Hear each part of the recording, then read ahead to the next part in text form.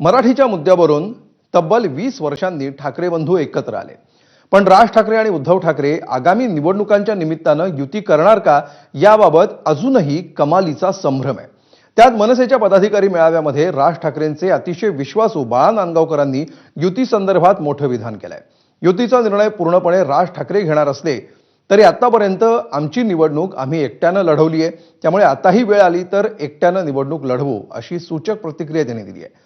त्यामुळे ठाकरे बंधूंची युती होणार की फिसकटणार असा सवाल उपस्थित होतोय। पाहूया हा स्पेशल रिपोर्ट।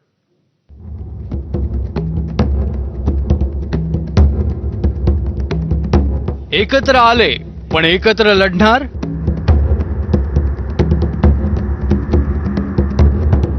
5 जुलैला मुंबईच्या वरळीमध्ये ठाकरे बंधू मराठीच्या मुद्द्यावरून एकत्र आले।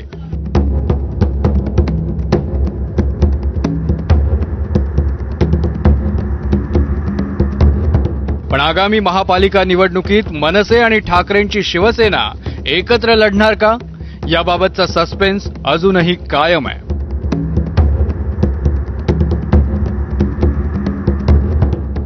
त्यात मनसेच्या पदाधिकारी मेळाव्यात बाळा नांदगावकरांनी केलेल्या विधानामुळे एका वेगळ्याच चर्चेला तोंड फुटलंय।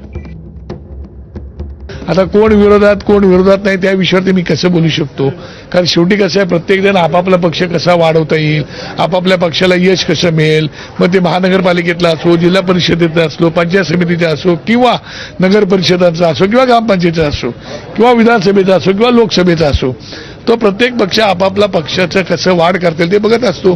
त्यामुळे कोणी विरोध केला नाही केला, शेवटी पक्षामध्ये आम्हाला आमचं आतापर्यंत आमची निवडणूक आम्ही एकट्याने लढवलेली आहेत। आता पण तुम्ही ऐकलं असेल, वेळ आली तर आपल्याला एकट्याच आपण लढवण्याच्या भूमिकेमध्ये आहोत।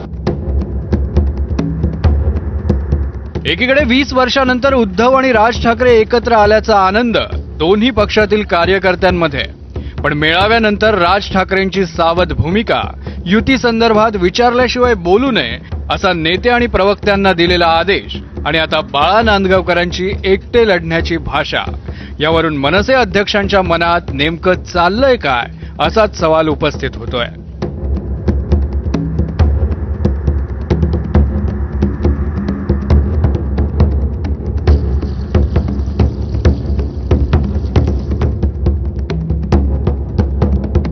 पण ठाकरे बंधूंच्या युतीवर संजय राऊत मात्र सकारात्मक आहेत। मी एवढंच म्हणतोय की लोकांची इच्छा आहे, लोकांच्या भावना आहेत आणि लोकांचा रेट आहे। आणि स्वतः राज ठाकरे यांनी व्यासपीठावरून सांगितलेलं आहे की बाळासाहेब ठाकरेंचं स्वप्न साकार करू, आणि माननीय उद्धव ठाकरे म्हणालेले आहेत, लोकांच्या मनात जे आहे किंवा महाराष्ट्राच्या मनात जे आहे ते होईल आणि तुमच्या मनात जे आहे ते होईल। फार चर्चा न करता आपण त्या गोष्टीला वेळ द्यायला पाहिजे, योग्य वेळी योग्य निर्णय होत असतात। ठाकरेंच्या सेनेचं मुखपत्र असलेल्या सामनामधील रोखठोक या सदरातही युती होणं गरजेचं आहे असं म्हणत विरोधकांवरही निशाणा साधण्यात आलाय। हिंदी सक्तीविरोधात 2 ठाकरे एकत्र आले, पण त्यांची राजकीय युती अजून जाहीर झालेली नाही। ती युती होणं गरजेचं आहे, तरच महाराष्ट्राला नवी दिशा मिळेल। महाराष्ट्रात ज्या पद्धतीनं मराठी एकजुटीचं वादळ निर्माण झालंय ते पाहून दिल्ली आणि महाराष्ट्राचे सध्याचे सत्ताधारी हादरले। ही युती घडू नये यासाठी ते प्रयत्न करतील। पण हे सगळं सुरू असताना बाळा नांदगावकरांच्या विधानानं मात्र राजकीय वर्तुळात संभ्रम निर्माण झालाय। युती होणार नाही होणार मला माहिती नाही, आजच्या तारखेला मी त्या विषयावरती भाष्य करू शकत नाही, कारण मी फार कनिष्ठ मुलगा आहे, कनिष्ठ कार्यकर्ता आहे। त्याच्यामुळे त्या युतीच्या बद्दल किंवा आघाडीच्या बद्दल हा विषय साहेबांच्या अखत्यार देतो, त्याच्यावरती भाष्य साहेबच करू शकतात।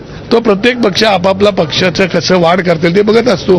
त्याप्रमाणे पक्षप्रमुख हे आमच्यापेक्षा 1000 फूट पुढे असतात, त्यामुळे त्यांना नक्की माहिती आहे की आपल्या पक्षाचं हित कशात आहे, काय केल्याने माझ्या कार्यकर्त्यांचं आणि माझ्या पक्षाचं भलं होईल, त्याच्यावरती पक्षप्रमुख निर्णय घेऊ शकतात काय करायचं तो। आमच्याकडनं सगळेच हे आहेत पॉझिटिव्ह। राज ठाकरेंनी पण सांगितलेलं आहे, आता सामनातला लेख हा नेहमी सगळ्यांसाठी प्रबोधन असतो, तो सर्वांसाठी आहे। आमच्याकडनं सगळेच हे आहेत पॉझिटिव्ह। राज ठाकरेंनी पण सांगितलेलं आहे, आता सामनातला लेख हा नेहमी सगळ्यांसाठी प्रबोधन असतो, तो सर्वांसाठी आहे। आता ठाकरेंनी युतीची टाळी दिलेलीच आहे. ठाकरेंच्या सेनेच्या नेत्यांकडूनही युती संदर्भात सकारात्मक चर्चा होते. पण राज ठाकरेंचं वेट अँड वॉच आणि नांदगावकरांसारख्या मनसेच्या मोठ्या नेत्याकडून एकटं लढण्याची भाषा, यावरून आगामी महापालिका निवडणुकीत ठाकरे बंधूंची खरंच युती होईल की काही वेगळंच चित्र पाहायला मिळेल याची राजकीय वर्तुळात चर्चा आहे. अजय मानेचा ब्युरो रिपोर्ट, एबीपी माझा, मुंबई.